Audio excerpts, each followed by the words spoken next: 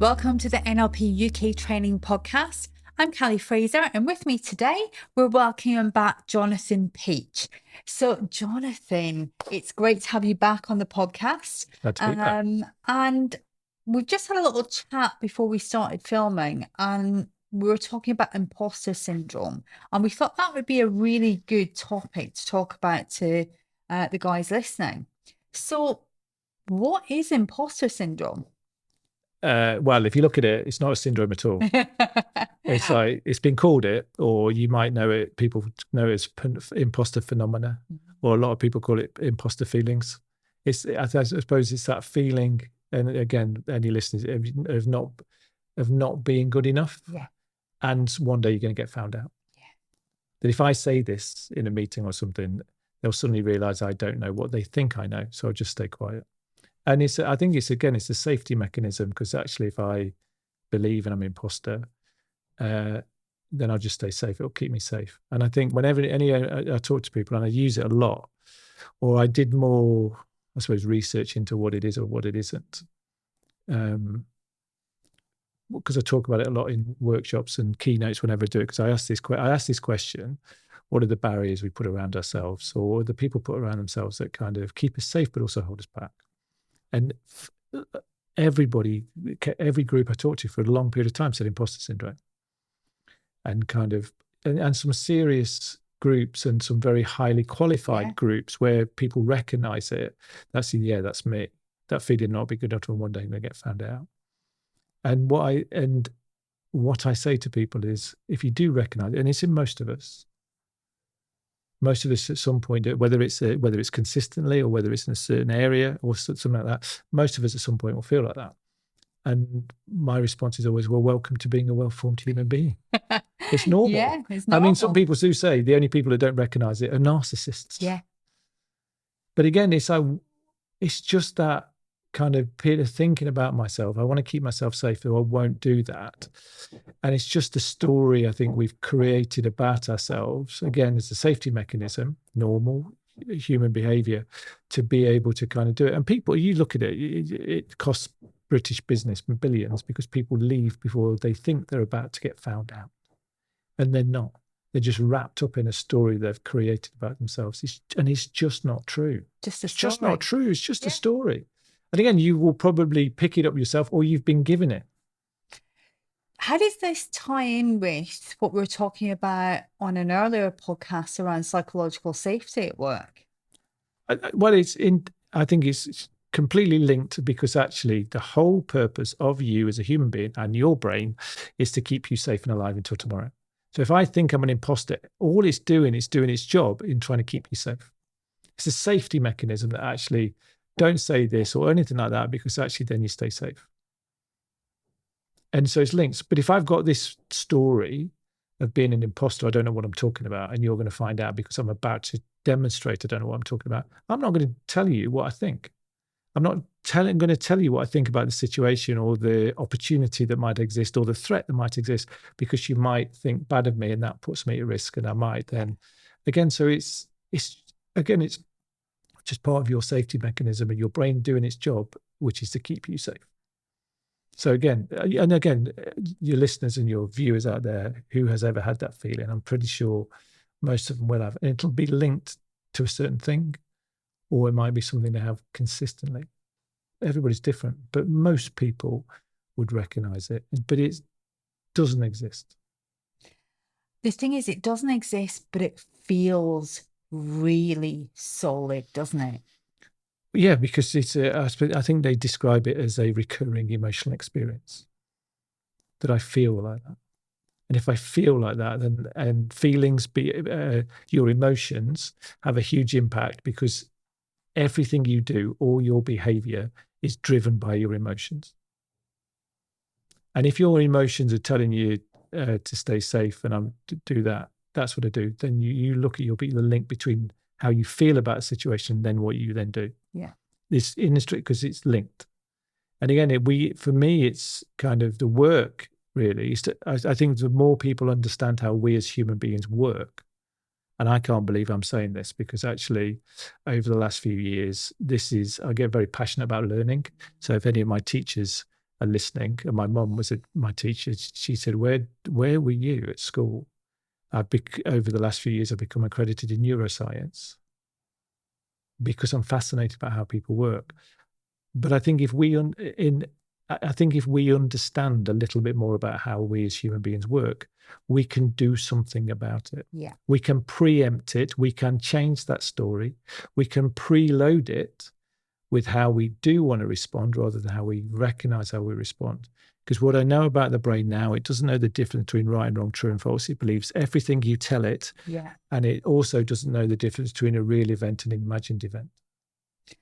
And the neuroscience has shown us that the brain is basically a big prediction machine. Yeah. So the more that we tell ourselves these stories, whatever the story might be, the more it sets us up to predict that again in the future.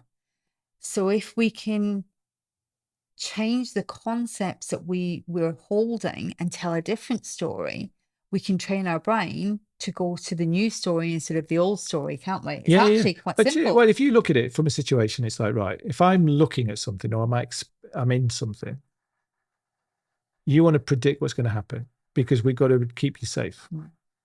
But what is stored, what knowledge or information has the brain got to use in this situation right now? Is things you've already experienced. That's its knowledge bank. That's all it's got. You pick all this stuff up. So therefore, I'm applying this thinking, or I'm applying my experience or what I've been through before to this current experience to predict more what might happen. But if you look at it like that, it's like, we don't know that. No. We don't know what's going to happen. There's lots of different ways, lots of different things that can happen.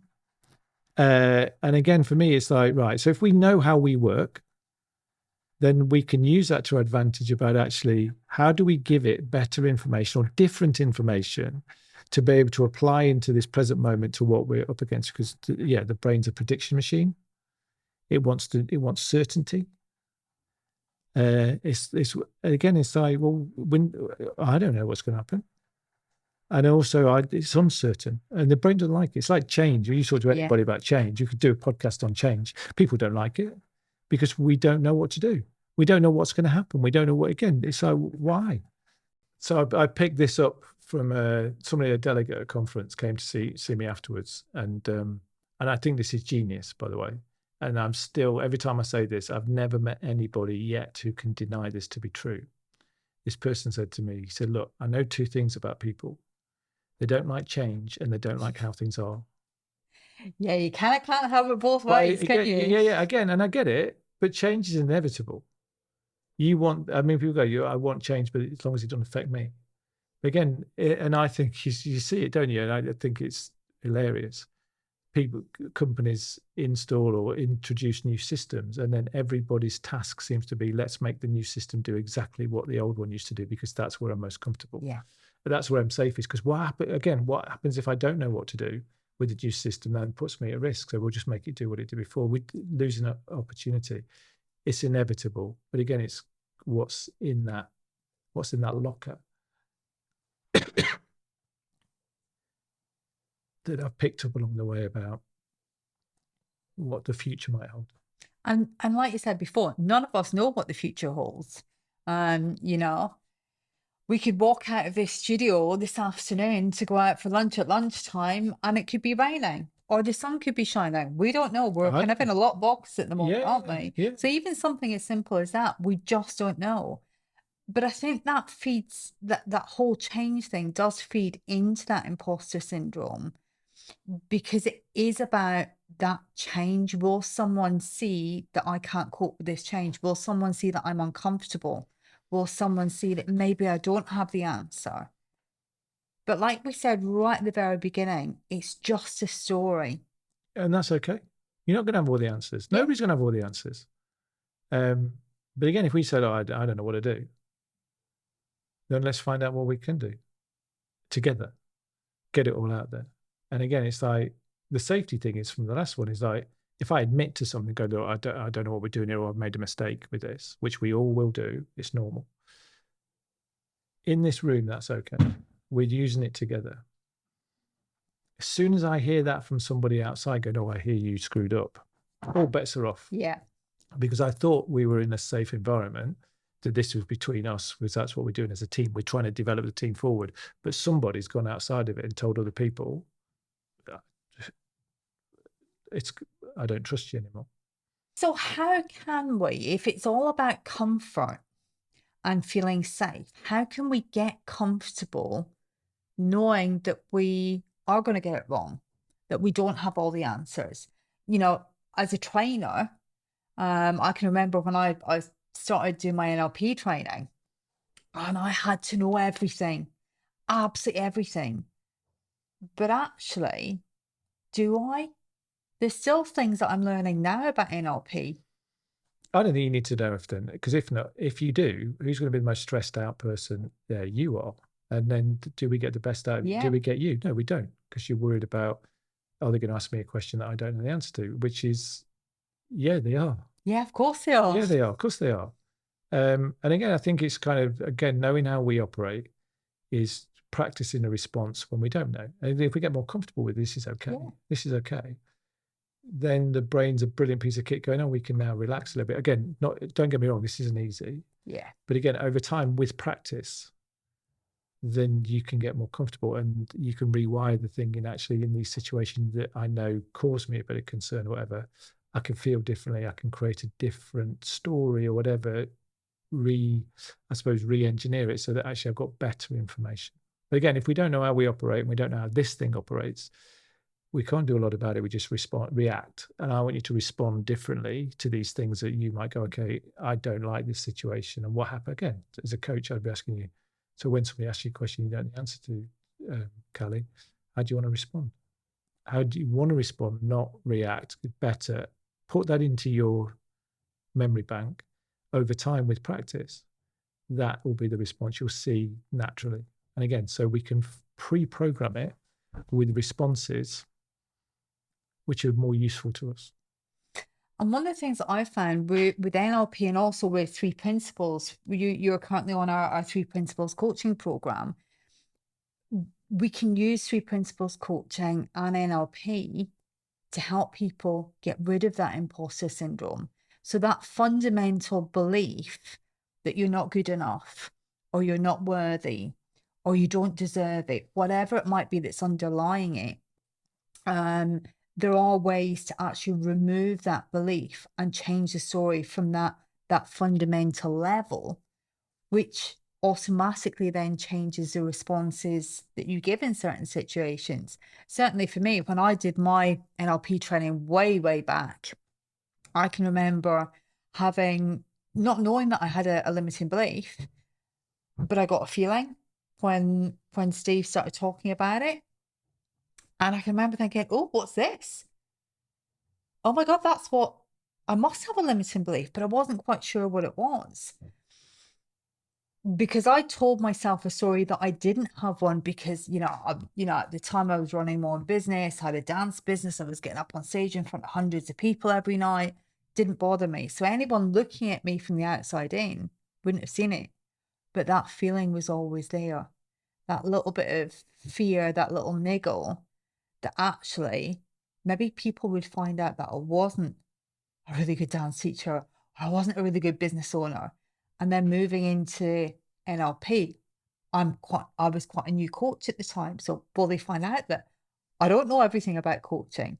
Now I've kind of got to the point where, number one, I'm never going to know everything there is to know about coaching. It's a lifelong pursuit.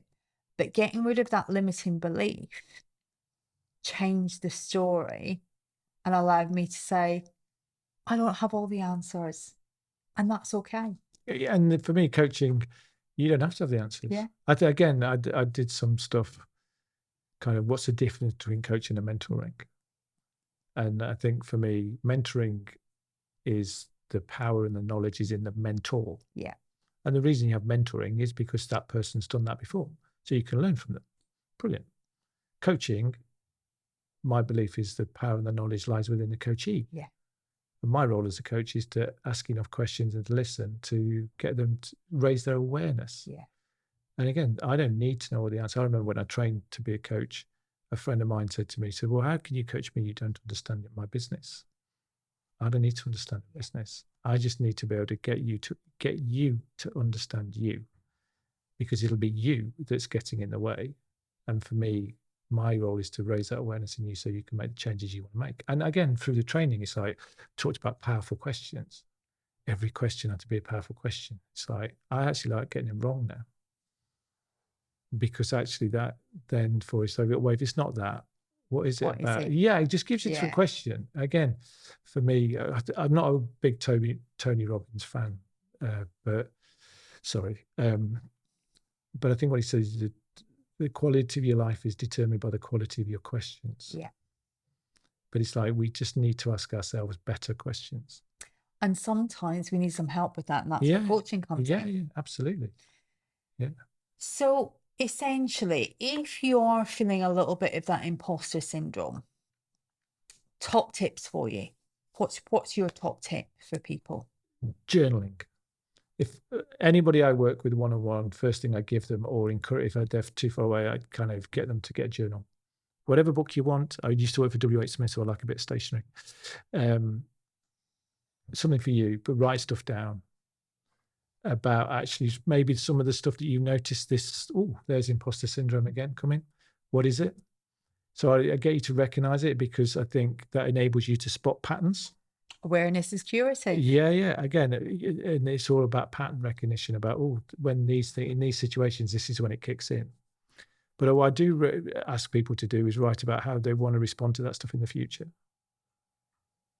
Because actually, for me, if we write about it in some detail, because actually it's not just because actually it goes in, we get a much more visceral response when we write stuff down. I mean, I used to think when I left school, thank goodness, I'm never going to have to write anything down. I do more writing now than ever. Nobody's going to mark it. Nobody's going to do it. This is yours. And it's spotting your pattern, but also how do you want to respond to this stuff in the future? And with practice over time, your brain will rewire into that. Not easy, but possible. So for me, write stuff down. Write about it. Absolutely. So recognize those patterns. And if you are having problems finding those patterns, working with a coach can be really, really helpful. Probably 9 out of 10 of my coachees come to me with an underlying imposter syndrome or limiting belief that we work on in coaching. So coaching can be really, really beneficial to help you recognize it and do something with it. Again, I think coaching, people go, why do we need a coach? Bill, must be doing something wrong. No, coach, when do you get the opportunity to sit down with somebody completely independent to you, who is skilled at listening, really listening, and asking questions that raise that awareness in you? Because I love being coached. Yeah. For me, that's the joy of it. I mean, a lot of coaches, for me, they always say, we went in a completely different direction to where I thought. And it's like, well, yes, same for me. I've got no idea where we're going. But my role is to listen and to ask questions, to raise the awareness in them, to not necessarily make the changes they want to make, but see what's possible and see where that is, and then see what happens. Jonathan, thank you so much for joining us on today's podcast. That's the end of today's episode. So guys, remember to subscribe on whichever platform that you're listening or watching this on, and we'll see you next time.